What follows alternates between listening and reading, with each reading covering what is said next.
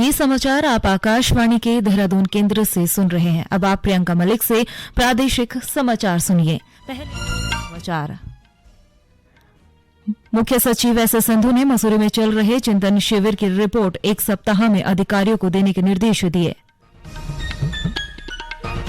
समाज कल्याण एवं परिवहन मंत्री चंदन रामदास ने कहा, विभागों में लापरवाही बरतने पर जिम्मेदार अधिकारियों पर कार्रवाई अमल में लाई जाएगी। प्रधानमंत्री मातृत्व वंदना योजना से बागेश्वर जिले में गर्भवती महिलाओं को मिल रहा है लाभ।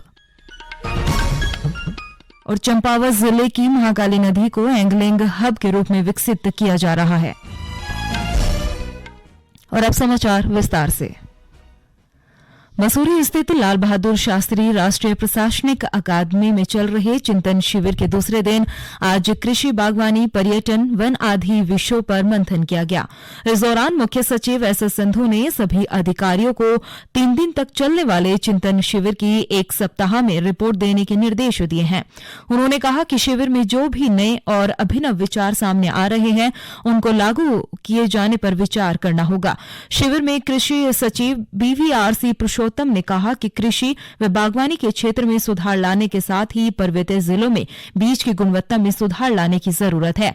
कृषि सचिव ने कहा कि पर्वतीय क्षेत्रों में संसाधन, तकनीकी और नवाचार पर ध्यान देना होगा। उन्होंने बताया कि सरकार ने अगले 5 वर्षों में 5 फलों के क्षेत्र में 5 सेंटर फॉर एक्सीलेंस बनाने का लक्ष्य रखा है। पौड़ी जिले के सुदूरवर्ती ग्रामीण क्षेत्रों में सीएम हेल्पलाइन लोगों के लिए लाभकारी साबित हो रही है। मुख्य विकास अधिकारी अपूर्व पांडे ने सीएम हेल्पलाइन की समीक्षा बैठक में कहा कि सीएम हेल्पलाइन में दर्ज शिकायतों का तत्काल संज्ञान लिया जा रहा है और इसकी मॉनिटरिंग भी जिला स्तर पर की जा रही है। उन्होंने बताया कि समीक्षा के दौरान 300 शिकायतें प्रथम स्तर की और 200 शिकायतें द्वितीय स्तर की प्राप्त हुई है।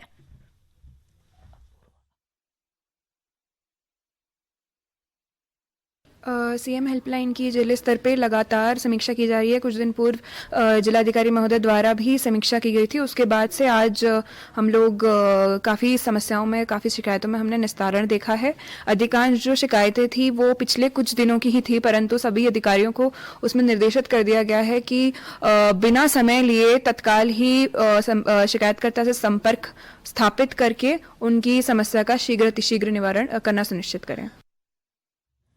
प्रदेश में 28 नवंबर को सार्वजनिक अवकाश रहेगा। ये जानकारी देते हुए सामान्य प्रशासन विभाग के अपर सचिव सुरेश चंद्र जोशी ने बताया कि गुरु तेग बहादुर शहीद दिवस 24 नवंबर को घोषित सार्वजनिक अवकाश में संशोधन किया गया है। यह अवकाश गुरुवार के स्थान पर सोमवार 28 नवंबर को घोषित किया गया है।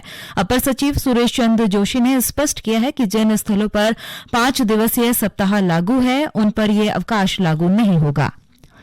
समाज कल्याण एवं परिवहन मंत्री चंदन रामदास ने कहा है कि किसी को योजना का लाभ हर अंतिम गांव और व्यक्ति तक तभी पहुंचेगा जब सड़कों की स्थिति ठीक होगी।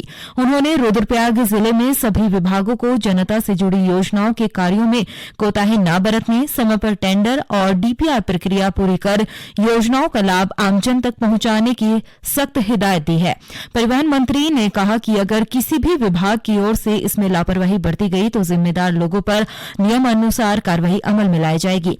इस दौरान उन्होंने जल जीवन मिशन के तहत जल संस्थान और सिंचाई विभाग को कार्यों में गति लाने के निर्देश दिए। उन्होंने शिक्षा विभाग की समीक्षा बैठक में अधिकारियों को शिक्षा की गुणवत्ता बढ़ाने एवं सरकारी स्कूलों की सुविधाएं बढ़ाने के लिए विशेष प्रयास करने को कहा। साथ ही समाज कल्याण विभाग के अधिकारियों को निर्देश दिए कि विभाग द्वारा चलाई जा रही विभिन्न पेंशनों और छात्रवृत्ति को लेकर ज्यादा से ज्यादा प्रचार हो ताकि कोई भी पात्र व्यक्ति इससे वंचित न रह जाए।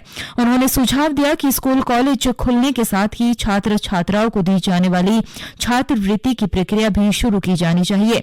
उन्होंने कहा कि पहाड़ी जिलों में बिना नियोजन के विकास संभव नहीं है। अधिकारियों व जनप्रतिनिधियों को लगातार फील्ड विजिट कर आपसी समन्वय के आधार पर पहाड़ों के विकास के लिए काम करना होगा। गोवा में चल रहे 53वें अंतर्राष्ट्रीय फिल्म फेस्टिवल में केंद्रीय फिल्म प्रमाणन बोर्ड अध्यक्ष प्रसून जोशी ने कहा कि उत्तराखंड में शूटिंग के लिए अनुकूल माहौल है। प्रदेश में युवाओं को दिशा देने के साथ ही सिनेमाग्राफी, स्क्रिप्ट लेखन और अन्य फिल्म कलाओं में भी आगे बढ़ना है। उन्होंने कहा कि राज्य सरकार प्रदेश को फिल्म डेस्टिनेशन के रूप में विकसित करने के लिए कार्य कर रही है। विशेष प्रमुख सचिव सूचना अभिनव कुमार ने बताया कि मुख्यमंत्री के निर्देश पर फिल्म नीति में काफी संशोधन किए जा रहे हैं और फिल्म निर्माण को युवाओं के रोजगार से जोड़ने की दिशा में काम किया जा रहा है। उन्होंने बताया कि गढ़वाली और कुमाऊनी सहित क्षेत्रीय बोली भाषा में फिल्म निर्माण को प्रोत्साहन देना सरकार की सर्वोच्च प्राथमिकता है। अभिनव कुमार ने बताया कि प्रदेश में फिल्म सिटी की स्थापना की दिशा में कार्य शुरू किया जा रहा है। ये समाचार आप आकाशवाणी के देहरादून केंद्र से सुन रहे हैं। हेलो जागृति जी, मैं सीमा बोल रही हूँ। मेरा नया टीवी खराब हो गया। दुकानदार, कंपनी दोनों से बात की, दोनों ने पल्ला झाड़ लिया। मैं क्या करूँ? आप 1915 पर कंप्लेंट करिए। 1915? हाँ, 1915 यह राष्ट्रीय उपभोक्ता हेल्पलाइन का नया नंबर, जहाँ नेशनल हॉलिडे के अलावा कभी भी सुबह 8 बजे से लेकर शाम 8 बजे तक आप अपनी उपभोक्ता शिकायत दर्ज करा सकती हैं। अच्छा? हाँ। उपभोक्ता मामले विभाग, भारत सरकार। प्रधानमंत्री मातृत्व वंदना योजना से बागेश्वर जिले में गर्भवती महिलाओं को खासा लाभ मिल रहा है। इस योजना के तहत अब हर महीने की 9 तारीख के अलावा प्रत्येक सोमवार को भी अस्पतालों में उच्च जोखिम वाली गर्भवती महिलाओं को जांच की सुविधा मिल रही है। मातृ शिशु मृत्यु दर में कमी लाने के लिए बागेश्वर जिले में स्वास्थ्य विभाग ने अब शिविर में आने वाली गर्भवती महिलाओं को 50 रुपए और उन्हें जांच कराने के लिए आने वाली आशा कार्यकर्ताओं को 100 रुपए की प्रोत्साहन राशि देने की घोषणा की है। सीएमओ डॉक्टर सुनीता टम्टा ने बताया कि प्रधानमंत्री मातृत्व योजना के माध्यम से अब गंभीर जोखिम वाली गर्भवती महिलाओं को प्रसव के दौरान होने वाले खतरे से बचाने में मदद मिलेगी। सोमवार को, हर सोमवार और प्लस हर महीने की 9 तारीख को हमको जो है स्वास्थ्य कैंप लगाना है, स्पेशली गर्भवती महिलाओं के लिए, ताकि हम हाई रिस्क यानी कि जो जटिल प्रसव में जो जाती हैं महिलाएं, तो वो हमको पहले ही हम उनको डिटेक्ट कर सके, पहचान सके, ताकि हम मातृ मृत्यु दर और स्वास्थ्य शिशु मृत्यु दर दोनों को जो है कम कर सके। क्योंकि हमारे वहाँ जितनी भी जो गर्भवती महिलाएं हैं, ज़्यादा कुछ ना कुछ उसमें कॉम्प्लिकेटेड केस होते ही हैं और ज़्यादा कॉम्प्लिकेटेड केस की ही हमारा डेथ होती है। अभियान है कि हमारे जो जितनी भी जो एक जननी सुरक्षा मातृत्व अभियान हमारा है, तो उसके तहत यह है कि हर गर्भवती महिला को कम से कम 4 जो है चेकअप कराना है, एएनसी चेकअप, एंटीनेटल।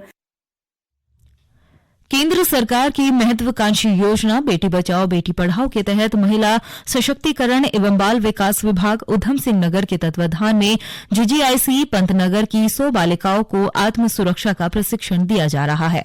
7 दिवसीय प्रशिक्षण कार्यक्रम में प्रशिक्षकों द्वारा बालिकाओं को मार्शल आर्ट के माध्यम से आत्म सुरक्षा के गुर सिखाए जा रहे हैं। जिला कार्यक्रम अधिकारी उदय प्रताप सिंह ने बताया कि केंद्र सरकार की इस महत्वपूर्ण योजना के तहत जनपद के 13 जीजीआईसी विद्यालयों की 1300 छात्राओं को आत्म सुरक्षा का प्रशिक्षण देने का लक्ष्य रखा गया है। उन्होंने बताया कि 7 दिन तक चलने वाले प्रशिक्षण कार्यक्रम में अभी तक 400 बालिकाओं को प्रशिक्षित किया जा चुका है। बेटी बचाओ बेटी पढ़ाओ योजना के अंतर्गत भारत सरकार की एक ये बहुत ही महत्वाकांक्षी योजना है, जिसमें बच्चियों को हम लोग आत्म सुरक्षा का जो है ट्रेनिंग दे रहे हैं, जिसमें हम लोग का लक्ष्य जो है 1300 बच्चियों को जो 11th की, 9th की, 10th की और 12th की बच्चियां हैं उनको हम लोग ट्रेन कर रहे हैं, ताकि उनके साथ जो है कभी भी समाज में किसी चौराहे पर या किसी बस में किसी प्रकार की छेड़खानी होती है तो वो अपनी सुरक्षा उससे कर सकें। उसके लिए हम लोग उनको कैसे उससे सुरक्षित रहना है उसके बारे में 7 दिवसीय ट्रेनिंग जो है प्रत्येक जीजीआईसी में हम लोग चला रहे हैं। चंपावत जिले की महाकाली नदी में वाटर स्पोर्ट्स को बढ़ावा देकर यहां एंगलिंग हब के रूप में विकसित किया जा रहा है, जिससे यहां स्थानीय लोगों को रोजगार मिलने के साथ ही देश विदेश से सैकड़ों पर्यटक एंगलिंग का लुत्फ उठाने यहां आ रहे हैं।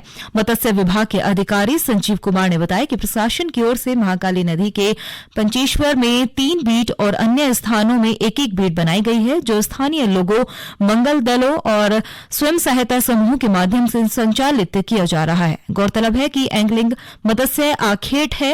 इस खेल में नदी से बड़ी मछली को पकड़ उसका वजन कर फिर से नदी में छोड़ दिया जाता है। में पर्यटन की अपार संभावनाएं हैं, जिसमें से एंगलिंग एक उभरते हुए व्यवसाय के रूप में और पर्यटकों को लुभाने वाला कार्य जो है वो चल रहा है। इस समय हमारे वहां पंचेश्वर में हमारे 3 बीट काम कर रहे हैं और एक हमारा चूका में काम कर रहा है, सीम से लेकर चूका तक।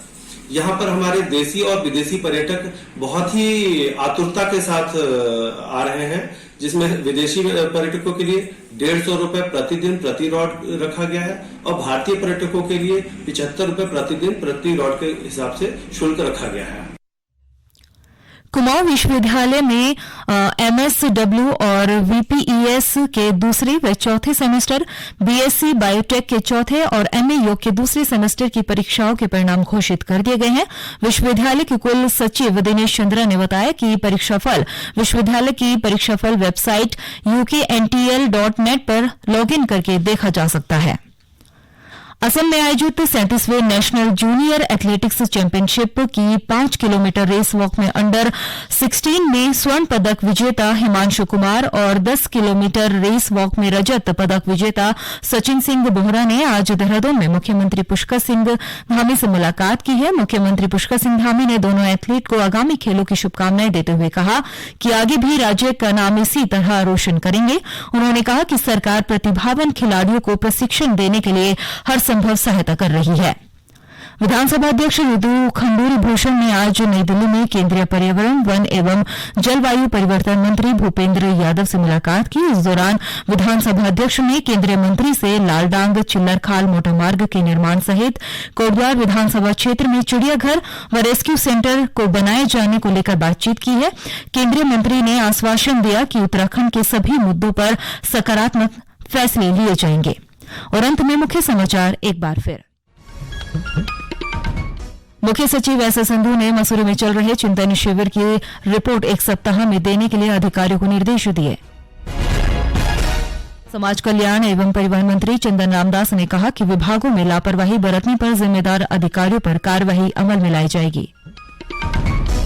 प्रधानमंत्री मातृत्व वंदना योजना से बागेश्वर जिले में गर्भवती महिलाओं को लाभ मिल रहा है। चंपावत जिले की महाकाली नदी को एंगलिंग हब के रूप में विकसित किया जा रहा है। इसी के साथ प्रादेशिक समाचार समाप्त हुए। नमस्कार।